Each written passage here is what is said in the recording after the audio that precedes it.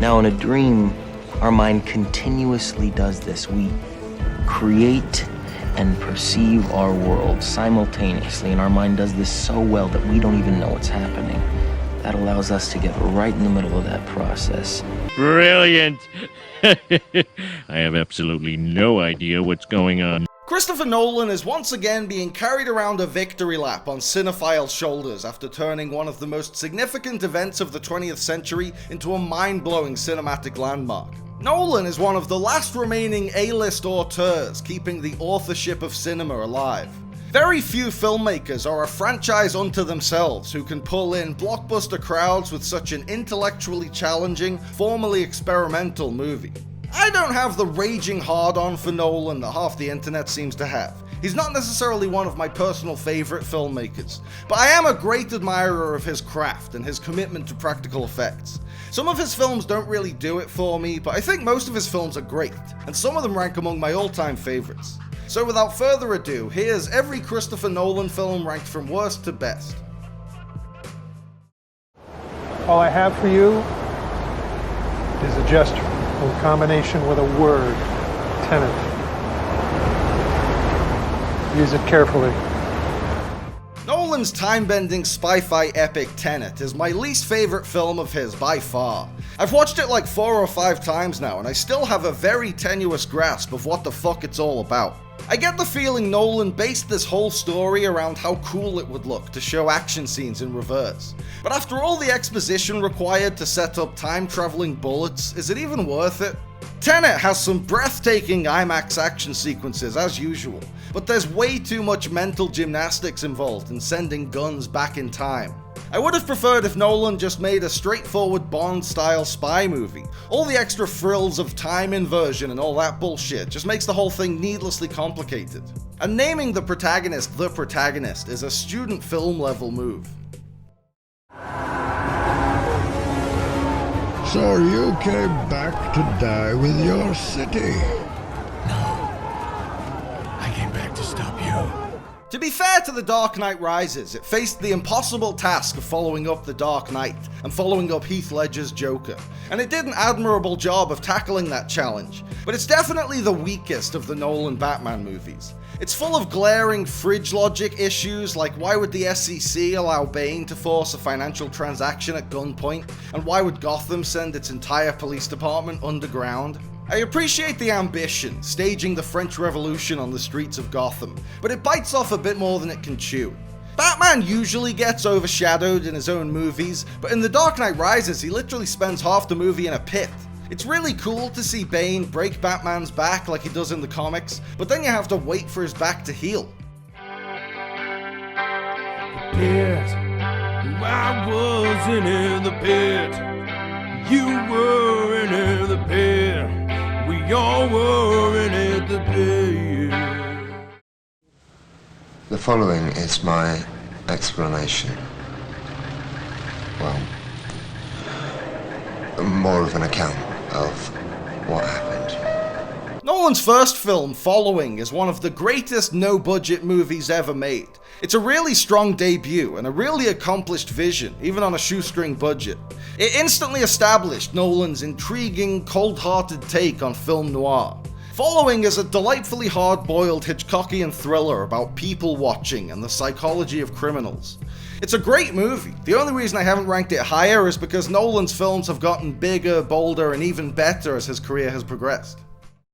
Love is the one thing we're capable of perceiving that transcends dimensions of time and space.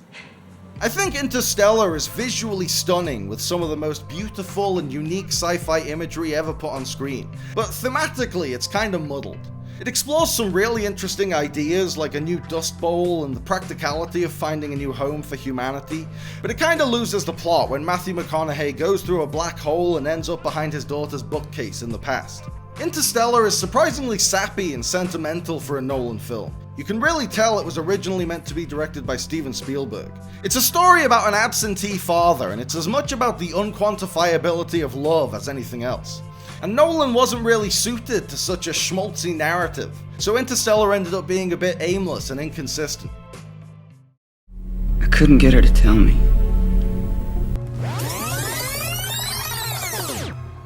hard you try?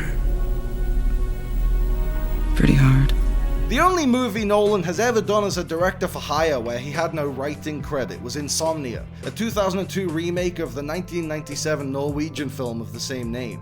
Insomnia is a perfectly serviceable crime thriller with pretty straightforward execution. It doesn't go above and beyond its chosen genre like Nolan's later films would, but it's still a really well-made thriller with a really chilling atmosphere. Insomnia features some of the best acting performances on Nolan's filmography. Al Pacino and Hilary Swank develop a great on-screen chemistry as the classic buddy cop dynamic of a grizzled veteran detective and an eager young cop. But the finest performance of the film is delivered by the usually warm and affable Robin Williams, who plays hauntingly against type here as a cold-blooded murderer. No, don't. Start saying his word. È vero. Questa.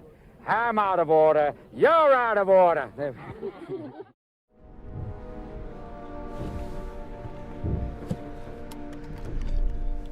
What the hell are you? I'm Batman. In his retelling of Batman's origin story, Nolan went into much more depth than the previous films. Past versions of the Bat's origins pretty much cut from young Bruce witnessing his parents' murder in Crime Alley to a fully grown Bruce dressing as a bat and fighting criminals. Batman Begins answers all the questions those previous versions neglected. How did Batman become such a good fighter? Which cave did he pick for the Batcave? Why did he choose the Bat motif in the first place?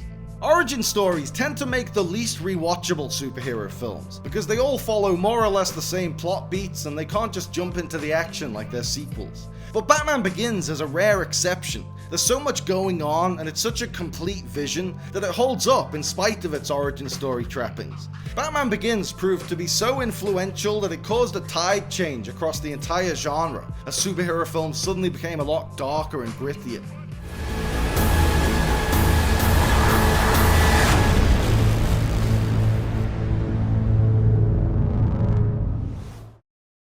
Let's go down, you and me together. Then you'll know who you really are. No!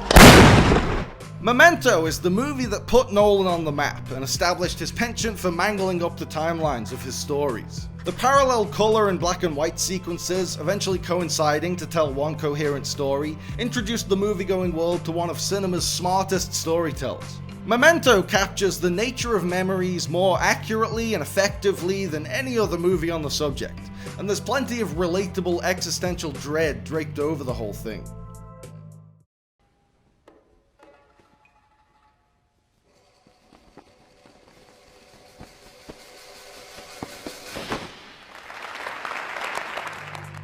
Prestige is another really great thriller, and it has a wholly unique structure that adheres to the 3 stages of a magic trick: the pledge, the turn, and the prestige. The movie itself is like a magic trick, leading the audience to think one thing before revealing something completely different. Hugh Jackman and Christian Bale are perfectly matched as a pair of rival stage magicians, each harboring their own dark secrets. The Prestige is basically just 2 hours of sustained cinematic suspense, and it builds to one of the most mind-blowing plot twists in movie history. Are we saying there's a chance that when we push that button, we destroy the world? Chances are near zero. Near zero. What do you want for theory alone? 0 would be nice. This might be a recency bias thing, but I think Oppenheimer is one of Nolan's finest movies, and it's one of his most important movies. It captures the complexity of Oppenheimer as a deeply conflicted genius and a weak-willed womanizer, but it also thoroughly examines the issue of nuclear weapons and the ethics and global consequences of the Manhattan Project. The Trinity test sequence is a truly jaw-dropping scene, and one of the greatest movie moments in recent memory. Oppenheimer has one of Nolan's deepest and most contemplative screenplays, some of the most impressive visuals of his entire filmography, and Cillian Murphy leads a phenomenal star-studded cast with an Oscar-worthy lead performance.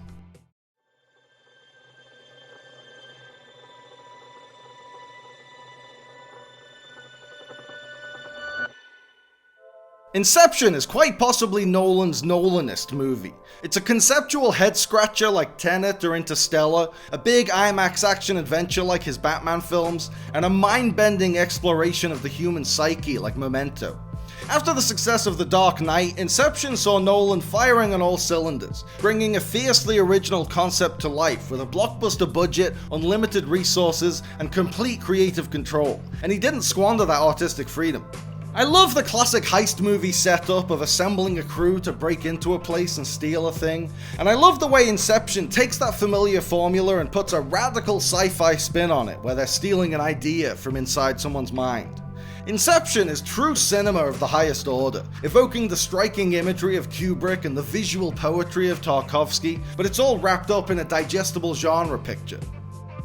Okay, I'm hearing myself saying all these laudatory things about the top-ranking films, and maybe I do have a hard-on for Nolan. Suddenly, life has new meaning.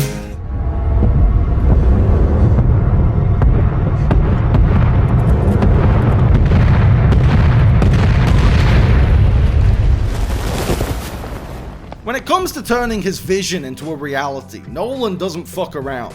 If it can be done for real, he's gonna do it for real.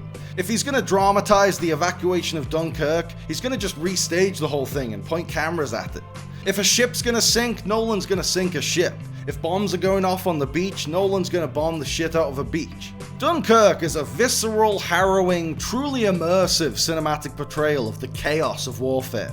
Yet Nolan pulls it off with his usual precision, cutting between the land, the air, and the sea on a timeline that's both devilishly complicated and relatively easy to follow.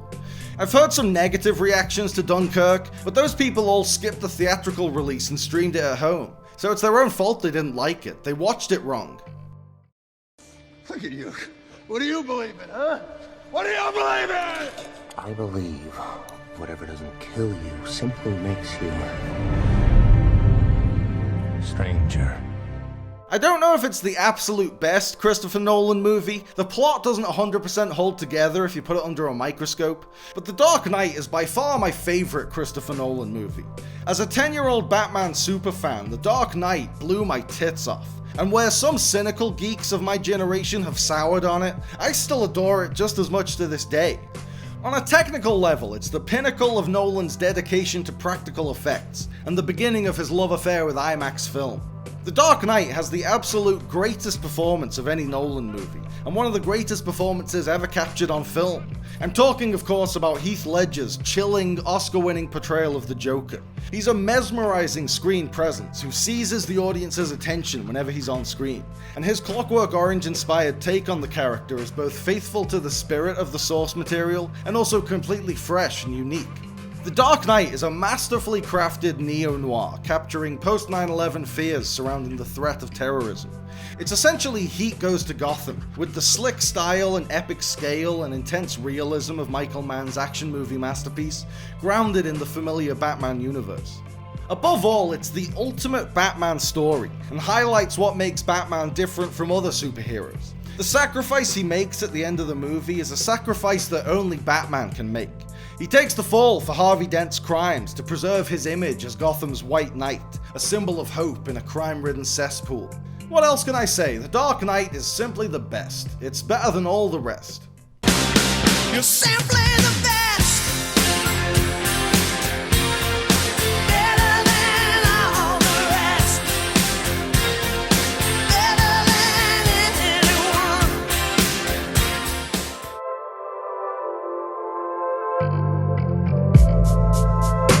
Thanks for watching, guys. I hope you liked the video. Remember to like and subscribe and click on the little bell. And also seize the day and call your mom and be kind to yourself.